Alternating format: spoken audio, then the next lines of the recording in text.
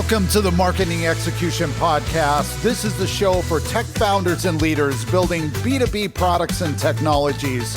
We show you how to go further, faster to get the business results you need. From strategies to big exec dreams, catch the buzz and join the execution. Marketing Convo.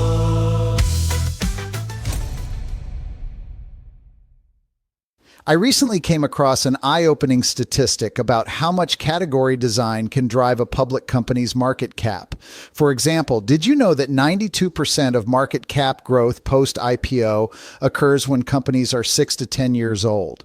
Yet many founders overlook this crucial timing.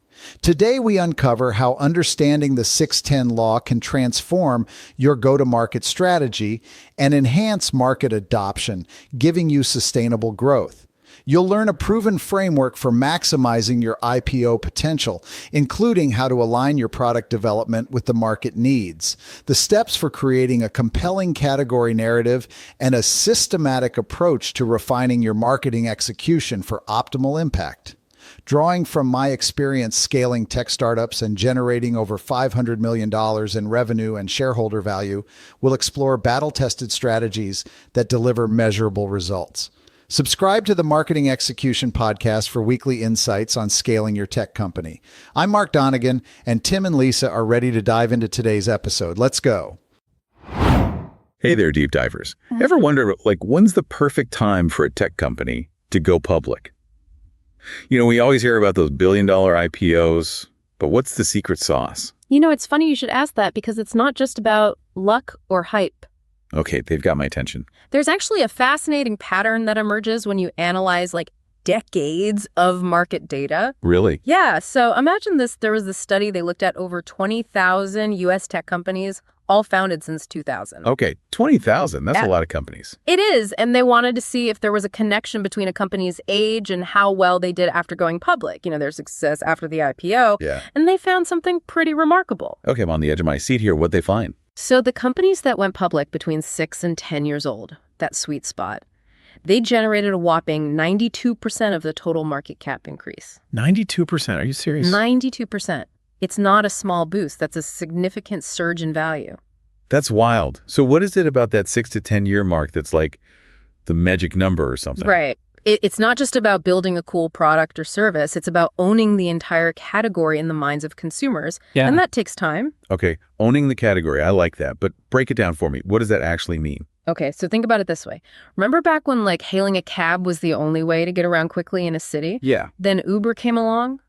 And they didn't just make a better taxi service. They transformed how we think about transportation entirely. They became ride sharing. Yes. Exactly. They became synonymous with ride sharing itself. They owned it. They owned the category. It's about creating a category so different, so compelling that it becomes the default option for people. So it's not just about being a player in the game. It's about setting the rules of the game. Exactly. And that kind of influence doesn't happen overnight. Those 6 to 10 years, they're crucial for establishing that dominance. So they're not just building a company, they're building a whole new way of thinking.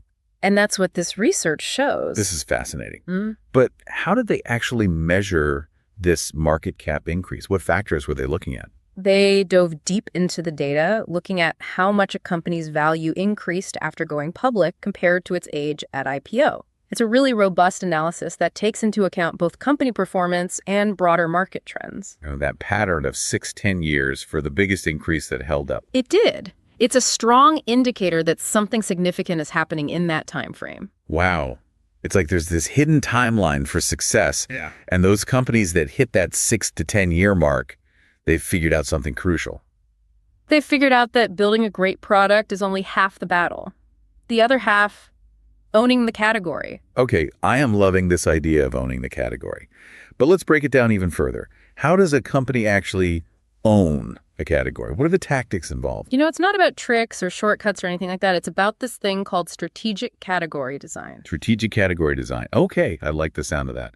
But what is it? It's kind of like this, instead of us launching into a crowded market with a Me Too product, right? You redefine the game entirely. You change the rules. Yeah, you identify a problem that's not being solved well, and then you create a solution so innovative that it creates its own category. So you're not just joining the party, you're throwing a whole new one. Exactly. And that takes guts to go against the grain like that. It does, but the companies that really nail this, they don't just stumble into it, do they? Not at all. They're very deliberate about their message, their positioning. You're telling a story. Oh, I love a good story. Right. And it's a story that resonates with consumers. It positions them as the only logical choice in this new space they've created. Okay, now you're speaking my language, storytelling. It's not just about the product itself, it's the narrative around it. Give me an example. How does a company actually do that? Sure. Let's take Airbnb. They could have just said, hey, we're a cheaper alternative to hotels, right? But they did something much smarter. They tapped into this desire for unique experiences, for connecting with local cultures. They weren't just offering a place to stay. They were offering a whole new way to travel. Yeah, they were selling an experience. And it worked. People bought into that idea of living like a local, having authentic travel experiences. They weren't just booking a room. They were buying into a whole new travel philosophy. It's like they hacked into the psychology of travel. Exactly. They understood that people don't just buy products or services. We buy into emotions, stories. We buy into how those things make us feel. And they tapped into those desires and positioned themselves as the solution. That's brilliant. It's not enough to have a great product. You need to connect with people on a deeper level. Absolutely. It's about tapping into those unmet needs, those unspoken desires. The best category creators, they're master storytellers. They understand that emotions often outweigh logic in decision-making. So you've got the story, the emotional connection. What else goes into actually dominating a category? Well, you've got to walk the walk, right? It's about consistency. Reinforcing that story across every single touch point. Your marketing, your product design, even your customer service, everything needs to align with that core narrative you've created. It's like building a whole brand universe where everything connects back to that central idea, that category you own. Exactly. Think about Apple. They're not just selling phones and computers. Yeah. They're selling simplicity, design, an entire ecosystem. They've created a whole world around their products. And that's powerful. It goes way beyond just having a good product. Yeah. This is blowing my mind. It's like we've uncovered this hidden layer of business strategy. It's funny because this 610 law, this idea of category design, it's not just for tech companies. Really? Not at all. It's a blueprint for success in any industry. So what you're saying is whether you're a tech startup or a local bakery, the principles are the same. Absolutely. Find a problem, create a category-defining solution, own the narrative. Own the narrative. I love it. Yeah. It's about thinking differently, about challenging the status quo and having the guts to create something truly remarkable. And to do it strategically, you have to understand your audience and craft a message that really resonates with them. This has been so insightful. I feel like I'm seeing the business world with new eyes now. I'm glad to hear that. It's all about exploring these unconventional ideas and seeing how they can spark change. You know what's so fascinating about all of this? It's like we get so caught up in the what of a successful company. You know, the product, the technology, the numbers, but we forget about the why. It's true. We do kind of get lost in the weeds sometimes. We do. And this conversation has really highlighted how important that why is. Absolutely. It's about understanding the motivation behind what people buy. What drives those decisions and how companies can tap into that. It's like creating a movement, not just a product launch. It's powerful stuff. But I want to bring it back to our listeners for a second. Sure. What can someone listening to this who maybe isn't a CEO or an entrepreneur take away from all of this?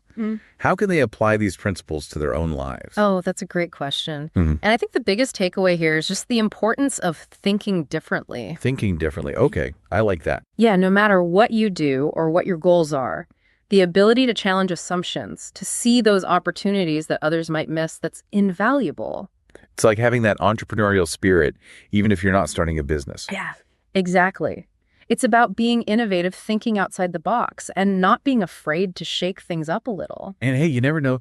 You might even stumble upon a whole new category yourself. You just might. But even if you don't, just that shift in mindset, looking for those unmet needs and creative solutions that can be so rewarding in itself. It absolutely can. It's about embracing that curiosity and that drive to innovate, because that's what moves us forward in all areas of life. I love it. This has been such an eye-opening conversation. It's been a pleasure diving into this with you. I feel like I have a whole new perspective on the business world and beyond. That's what it's all about, right? Expanding our thinking and exploring these unconventional but impactful ideas. So as we wrap up this deep dive into the world of category creation and the 610 law, what's the one thing you hope our listeners take away from this? I hope they remember that true innovation isn't just about creating something new. It's about creating something meaningful, something that solves a real problem and resonates with people on a deeper level. It's about making a difference and leaving your mark on the world. Exactly. And on that note, deep divers, we've reached the end of another deep dive. Remember, the next time you come across a product or service that just seems to get you out, take a moment and think they might just be a category king or queen in the making. Until next time, keep exploring, keep asking questions, and keep diving deep.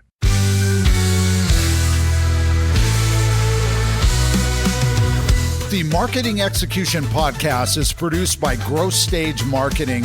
We are on a mission to see your company reach wild success using marketing pods. Too big, accept dreams. Catch the buzz and join the execution. Marketing Convo. Thank you for listening and being a part of the marketing execution movement and community. To learn how growth stage marketing clients reach more buyers and drive business impact, go to growthstage.marketing. That's growthstage.marketing.